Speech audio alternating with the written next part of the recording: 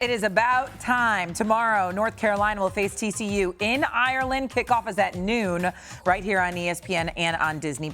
Now, the Tar Heels' projected win total set at 4.5 at DraftKings, tied with Syracuse for the third lowest among 17 schools. Stanford and BC, both 3.5. UNC's over-under of 4.5 is its lowest since at least 2008, according to Sports Odds history. And so as we think about Bill Belichick here in year two, what would a successful season look like for him in Chapel Hill this year, Kev? Bowl eligibility, that means 6 wins. I don't think that's normally the expectations for a Bill Belichick team. The floor for him for about a decade, Harry, was the AFC Championship game. That was a disappointment if they lost that game. Now we're trying to get them to the Boca Raton Bowl and the Fenway Bowl and the Pinstripe Bowl and a bunch of baseball stadium bowls. Bill Belichick would take that and 6 wins now. That's how far he's fallen in his college career. So I agree with Kev. And when he took over for Mack Brown, one of the things that Mack Brown was able to do throughout his duration of being at North Carolina, they went to 5 straight bowl games.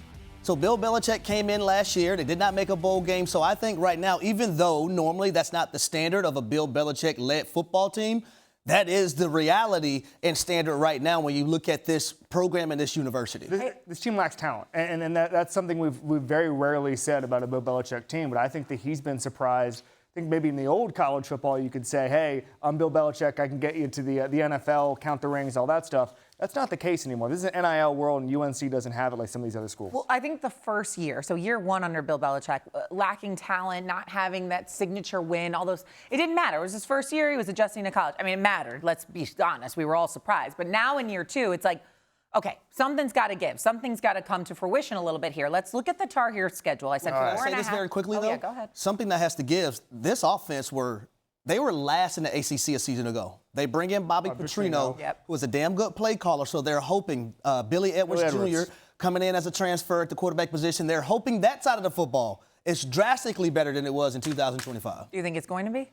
We shall see. We shall see. Well, no, let's get to the schedule. What did you say? 6 wins would be a success? Yeah, and over-under is 4.5. 6 wins. Let's try. So first of all, we got 2 ACC legends on the set. Obviously, Harry Douglas, great receiver for Louisville. I'm also an ACC legend. I went to Miami and drank more pitchers of beer than anybody in the history of Coconut Grove, Florida. I was waiting to see where the our legend own ACC accomplishments. I love Let's that. start here. The Dublin games are always weird. TCU is bringing in a transfer from Harvard. He's never seen a team like UNC.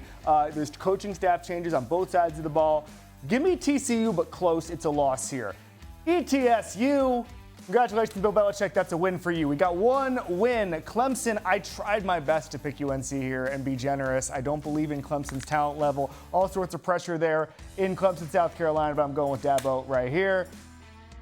I don't. This one is self-explanatory. This is a team that's going to contend for a national championship. Hey, I want to tell a story. Harry Douglas saw Leonard Moore in the green room here last month, and you asked to see his wingspan, and your jaw dropped. I could not believe the size of Leonard Moore at the cornerback position.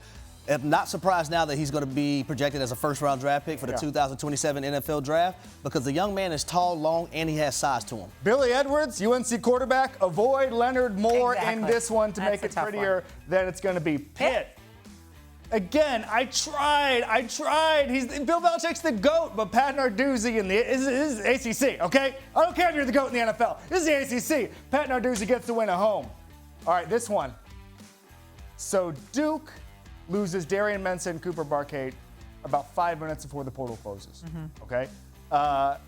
Walker Eggett is over for San Jose State. He gets rid of the ball quickly. Some of the best pressure numbers in football last year. I get it. UNC on the road with some fans in the stands. They win this game. They win this game. Okay. I'm at 2 wins. All right. All right. Just Syracuse. in time for basketball season. Syracuse last year. This is a tricky one. One of the worst teams in football because they lost their quarterback, Steve Agnelli, to an Achilles. He's working his way back in. They took some depth at Syracuse in the quarterback position. Both of these teams are going to lack talent.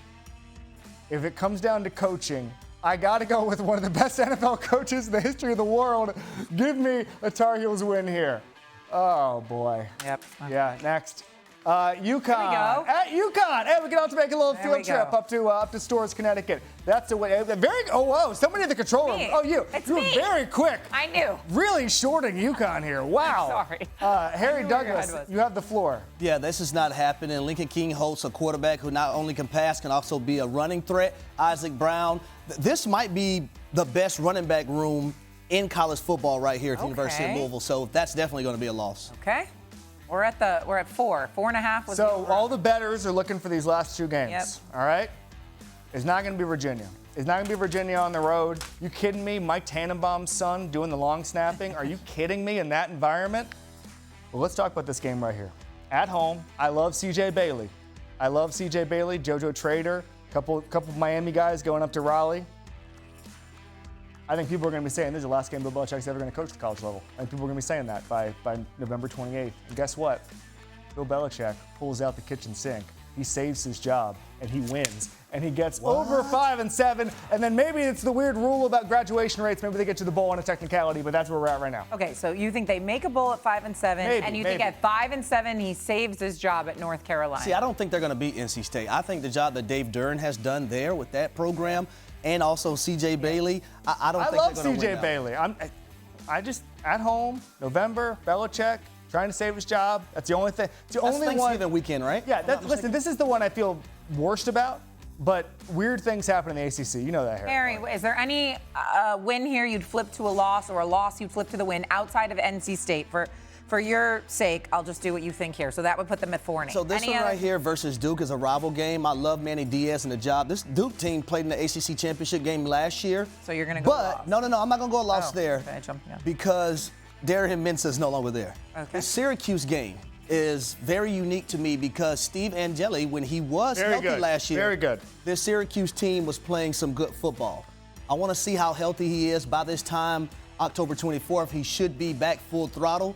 That's why I probably would put a loss right there. Okay, and Calvin Russell, the best recruit in Syracuse's history, tore his Achilles, by the way. He was the receiver, supposed to be instant impact. He's not going to play this year. That's been happening since the spring, so that's also one to watch as well. Guys, 3-9 for a Bill Belichick. That's him. Team? I'm trying to get him 5-7. I'm trying to get him to the Boca Bowl. But still, well, even if you give them the Syracuse win, it's still only 4 wins. I don't think this is going to be a 3-game losing streak to end the season, in my opinion. And that's tough. I mean, and then what? This is the signature win, the end of the year at NC State. Beat Manny Diaz on the road. Respect Manny Diaz, Shae. Manny Diaz on the Try to knock me off my feet, still standing with more money than I came with. Damn, took a loss, but I'm still up. Gambling man, betting all the chips that I got left.